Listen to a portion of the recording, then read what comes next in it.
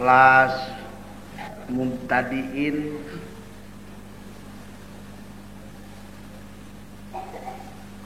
kelas abidin,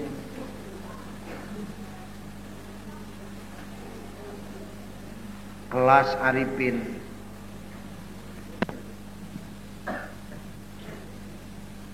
Manusia ibtidaiyah, muslim ibtidaiyah, ibadah teh aya karana,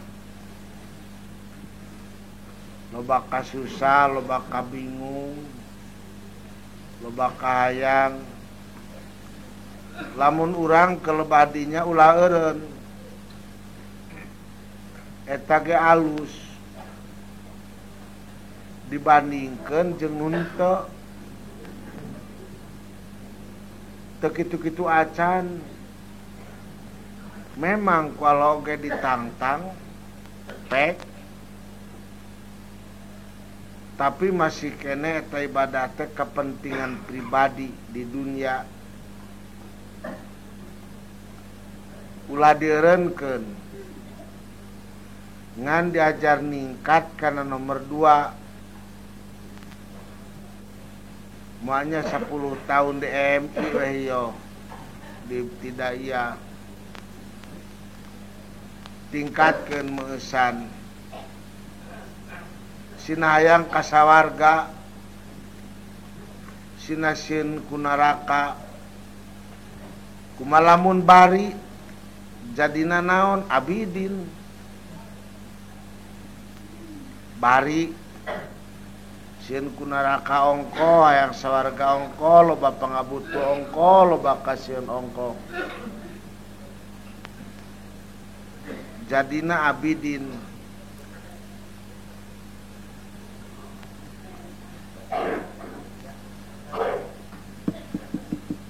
Ari ceuk arifin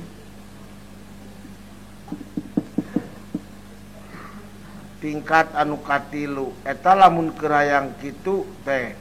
tingkatkeun ka nu katilu. Ibadah hayang dipikarido ku Allah, hayang dipikanyaah ku Allah. Masalah sawarga majeng neraka cara kewilanganana geuning malaikat ge di neraka ari dipikarido ku Allah, mah nerakana ge tiis.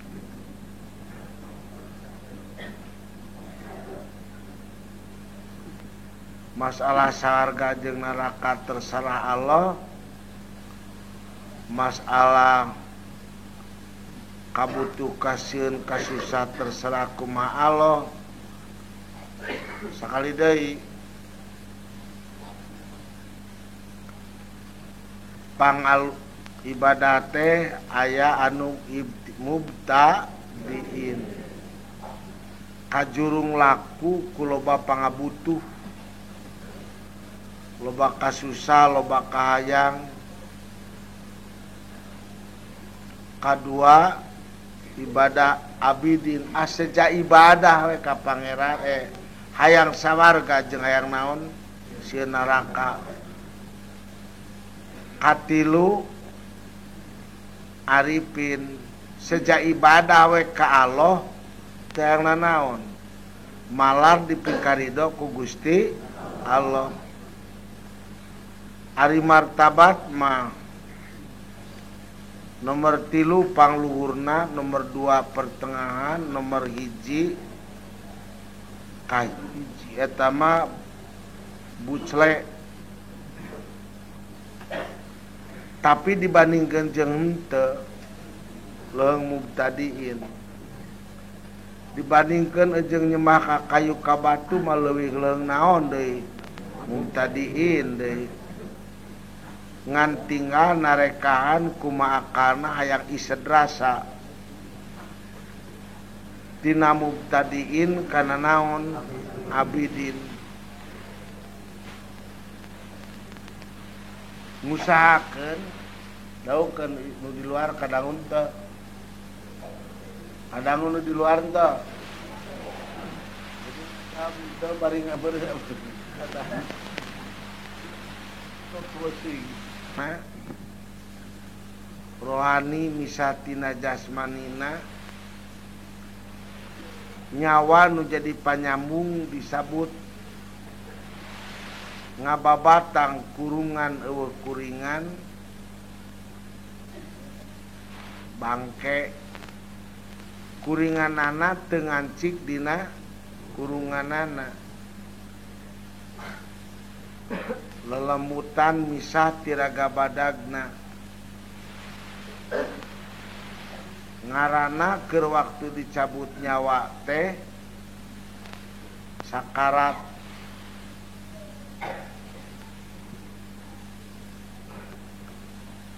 teu aya pangnyeri-nyerina iwati sakaratul maut malah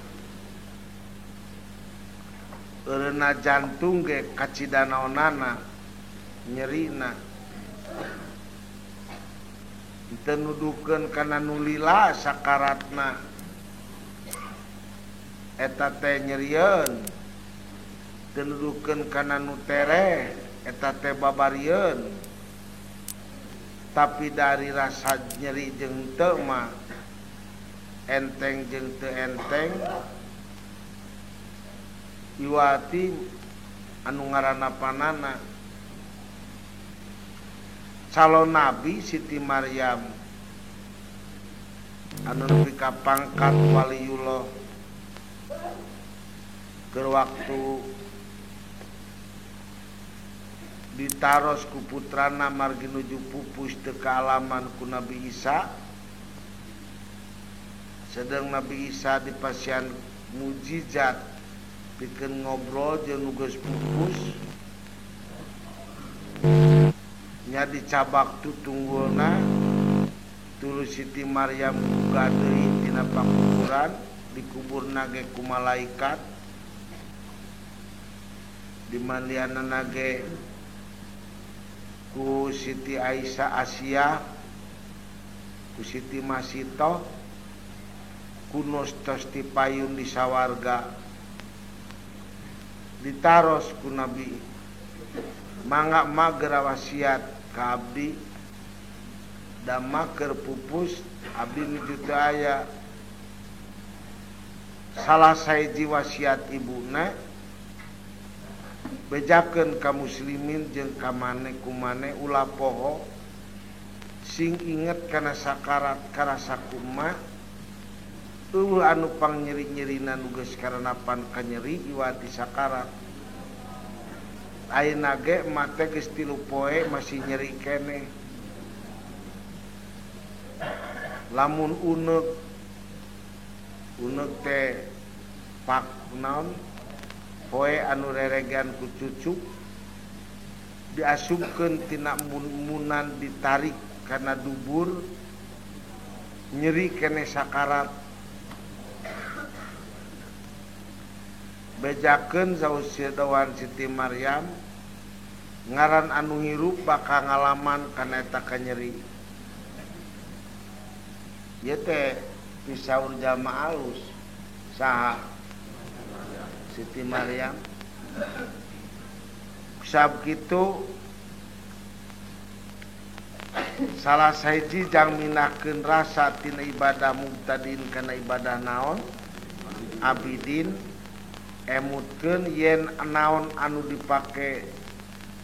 latar belakang ibadah masalah duniawi teu sabaraha lamun dibandingkeun kana masalah ukhrawi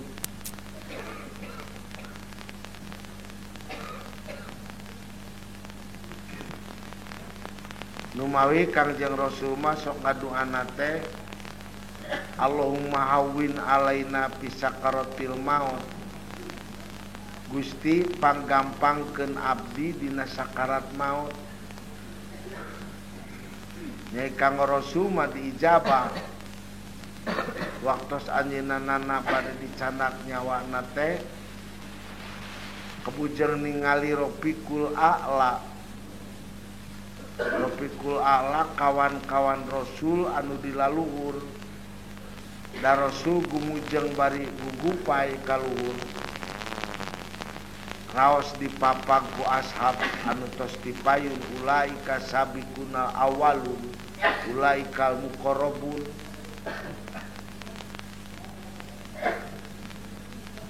Mang pirang-pirang data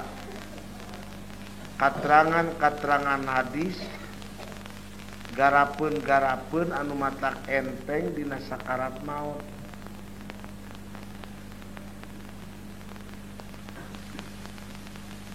Kadua ngemutkeun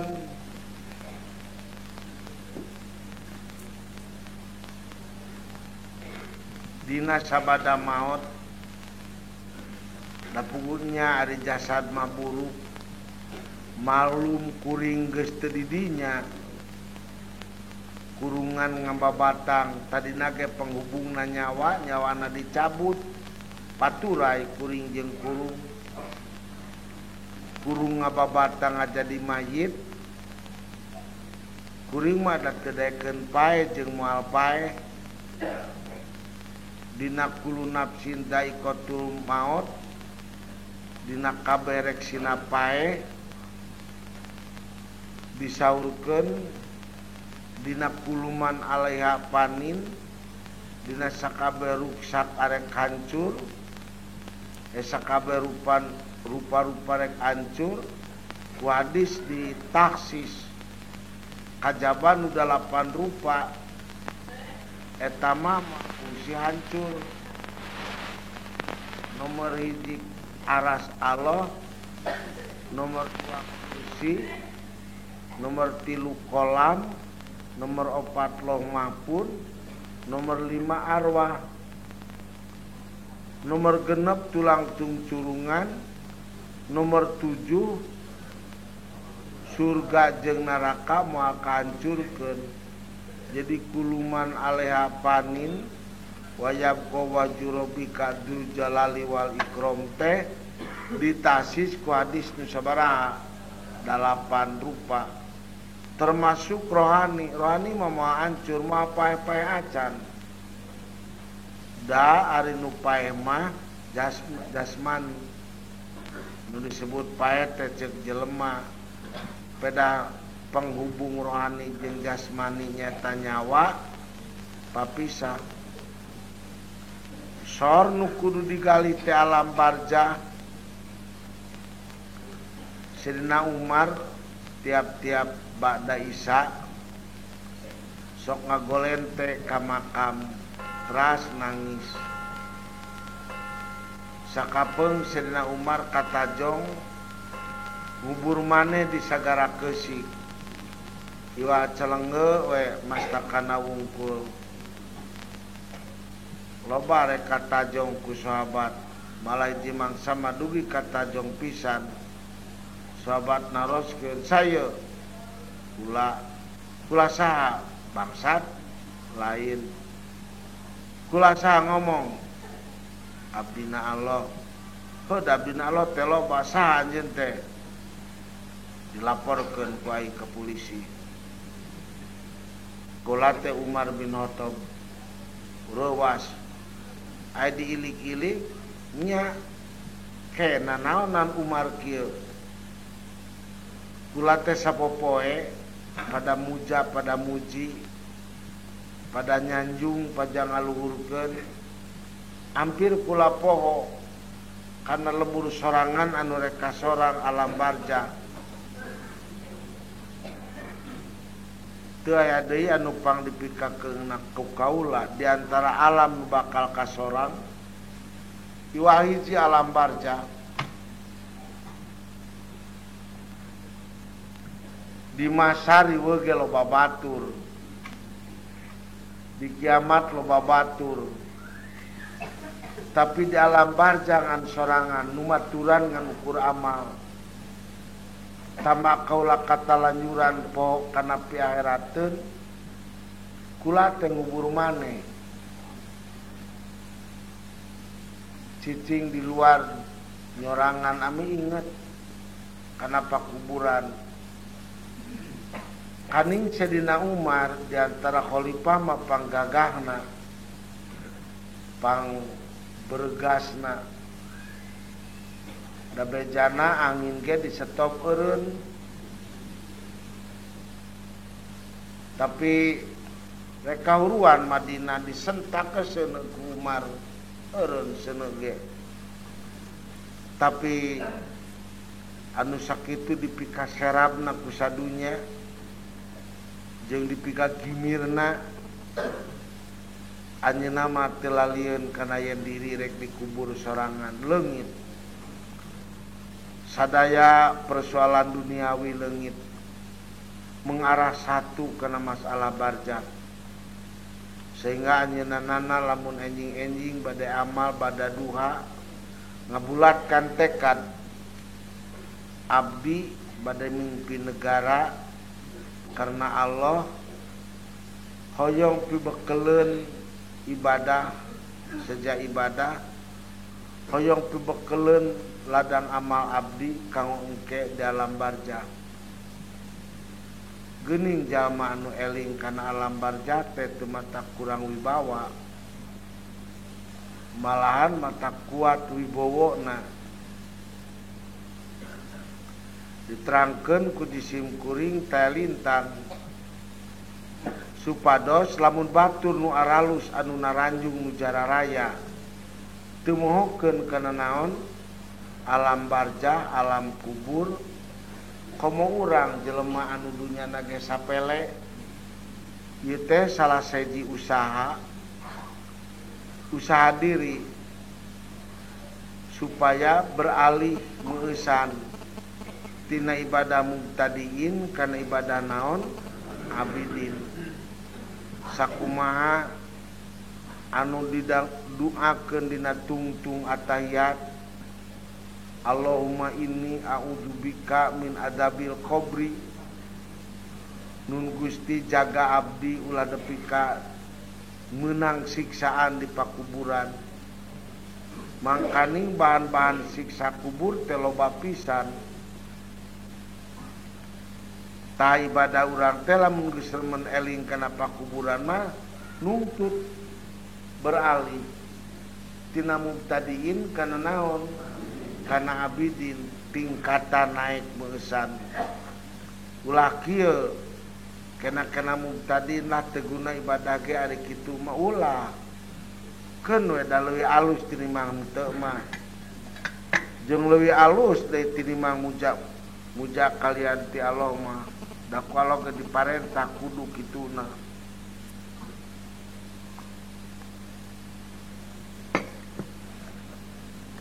toongan anu katilu kaum minahkeun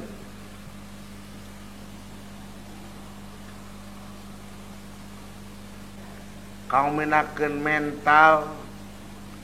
minakeun jiwa tina abidin sina jadi naon arifin eta teh lami ja teu tiasa sekaligus teu tiasa kedaya kursus latihanana seperti kieu ayeuna teh keur kursus ieu teh ngaranna kursus gitu kursus latihan jiwa naon ceuk ayeuna mah ngaranna teh panataran ditatar gitu latihan jiwa nu katilu red lieukan sabakeun kuringanana kana makom jama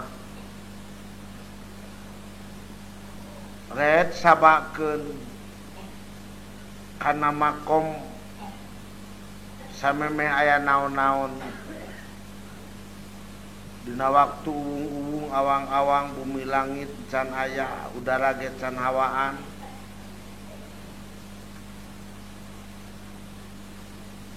di dinya teh sabada kitu dacan 7.000 tahun ya dunya tencan ngareretna kana 10.000 tahun kaditu reret di kaharep kana 10.000 tahun kaharep kadeuleu ngolepatna alam dunya jutaan tahun karep dina abadal abidin wadaro dahirin humpia kholidun lemur matu daya mana banyak karang pamidangan tempat balik sererea lemur anu saestuna lain lemur lelemuran lain tempat heulaanan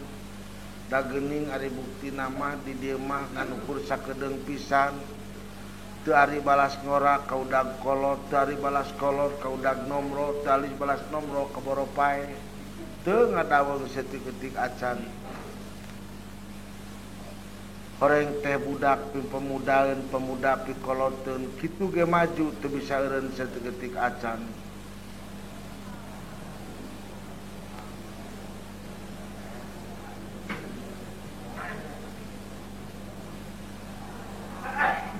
Desal merenya. Jadi pala saderek sadaya itu latihan rete kana alam anu lana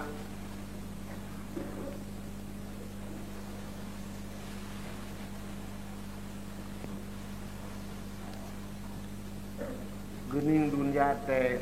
kareret sakolepatna katembong lanana di akhirat kadeuleu tibekeleun anu nangtukeun surga jeung neraka teh ayeuna teh tak engke robah dina ibadah muqtadin pasti urang ibadah teh jadi ibadah naon abidin tanpa latihan anu kur disebut we tanpa koreksi tanpa latihan da hese atuh minakeun rasa teh hese eta teh kudu hiji boga murabi anu ngurus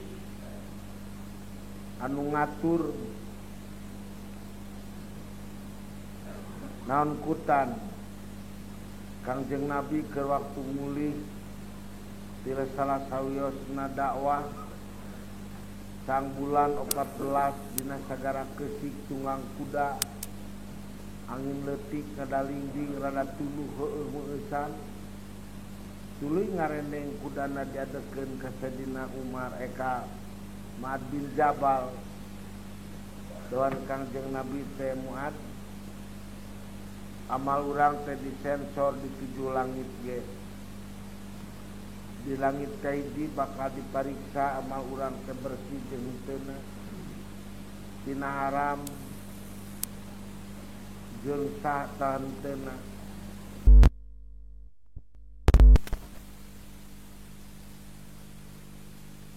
keun dipariksa deui di langit kadua na eta teh bersih tina halal jeung tina haram jeung tina subhat dahareunana dipariksa deui di langit katilu na bener-bener karena Allah atawa aya boga pamaksudan dunya teu modos naik deui di kelas langit kaopat dipariksa naria atawa henteu nataka naha manehanana sum'ah atawa lain ditekeun deui kana langit kagenep ngakukuk deui ka langit ka-7 Sayyidina Muad bin Jabal nangis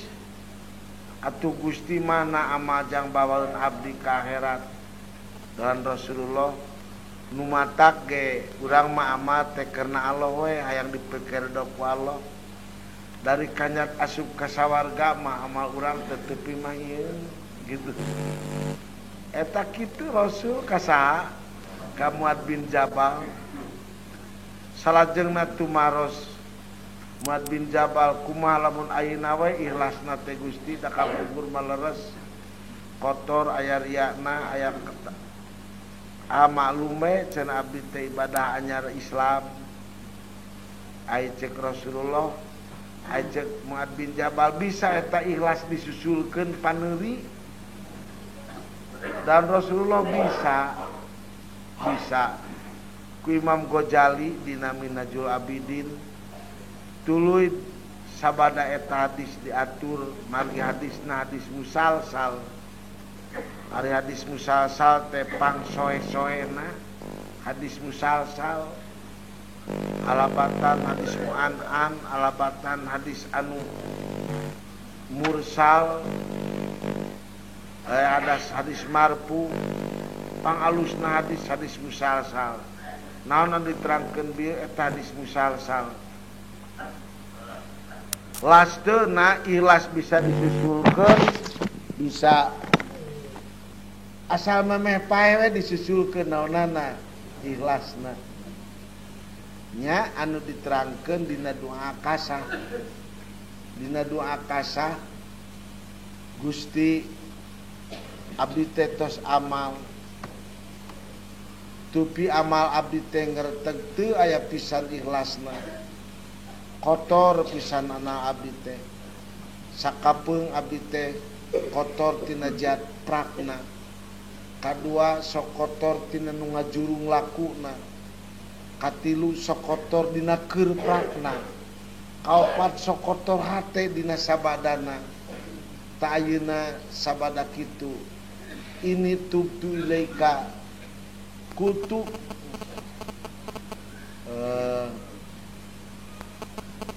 naon dinya teh dawan akasa tubtu ilaika wa anu wa aqulu la ilaha illallah muhammadur rasulullah abdi ampun jeung minta diampura jeung moal deui tulis syahadat eta nyadatan tina dosa bisa bersih eta kajadian-kajadian teh ti ayeuna lamun geus dajar ikhlas nyampeurkeun hate ka akhirat samemeh datang ai kitu tema dunya sakitu geus puguh cikene teh ngora teh geuning ayeuna teh geus aki-aki cikene teh lelengohan geuning ayeuna teh geus rayap incu cikene teh diri teh anu geuning ayeuna geus tapi teu jadi matak pamecut kana kalbu panggetar kana hate naon sababna gendamna alabatan madu amisna nepi ka poho kana bahan mulang gendamna tarik matak sedina aliman nencrag jagat ya dunya guri gueri paini tolak tuki salasan dunya maneh anu matak mohokeun balik ka lemur nah dunya maneh anu matak nyimpangkeun tina jalan bener dunya maneh anu matak manusia ngalajur nafsu teh he dunya maneh anu bisa dumadakan anu bener jadi salah anu maksiat jadi jahat karena maneh tenjerak jagat 3 kali tolak tu guri gueri pa ini tolak tuki salasan ditenjeragna bumina kusrina 5 he dunya rek nipu mah kalian ti kami mau bisa ketipu di ku anjeun pa ini tolak tuki salasan kami tolak 3 ti ayeuna ka anjeun kakara ngemplong jalan abidin kakara ngemplong jalan deus ka nu maha suci jalan ibadah ka nu maha suci pagaweanana pamolahna lampahna tanina dagangna buburuhna nganapakahanana boh digawe di pemerintahna picil tina ati sanubari sejak ibadah hayang boga baweun balik ka akhirat itu tos ningkat ngajadi naon ngajadi pangkat abidin itu teh kedah aya kursus mau bisa sekaligus manusia beralih tina ibadah mubtadiin kana ibadah naon abidin tingkat anu kadua tanpa aya kebersihan dina mental jeung dina kajiwaan ngartos ari nu katilu usi eta mada puncak wali kedahna teh parantos dugi kana marifat nu katilu mah imana iman marifat anu diusahakeun ku para salikin mari usaha teh aya 2 jalur gitu panjang teh aya jalur usaha menuju mencari kamarifatan aya jalur usaha menuju mardotillah. Tapi 2 jalurna sae mu masalah jalur kamaripatan tong jadi prinsip eta mah darajat manusia ngan biasana lamun geus jiwana maripat datang ibadahna ge naon arifin ibadahna ge ari ngaran maripat teh naon anu diimankeun ngajadi rasa eta maripat sakitu we patokan maripat mah naon anu diimankeun ngajadi naon rasa lir ibarat urang percaya yen di dinya aya maung bayangan kapan asup kana rasa cirina sieun rek liwat padahal mau ngacan kadeul itu kepercayaan geus asup kana naon rasa lamun percaya karena yen Allah Ta'ala ningalikeun jeung ngadangukeun manehanana teu lepas tina rasa diteuteup ditingali didangu ku Allah Ta'ala sehingga deuleuuna makhluk teu jadi sumerep kana dirina tapi nu jadi sumerep dirina kana paningalina Allah kana awakna teuteupna Allah anu jadi nusuk kana kalbu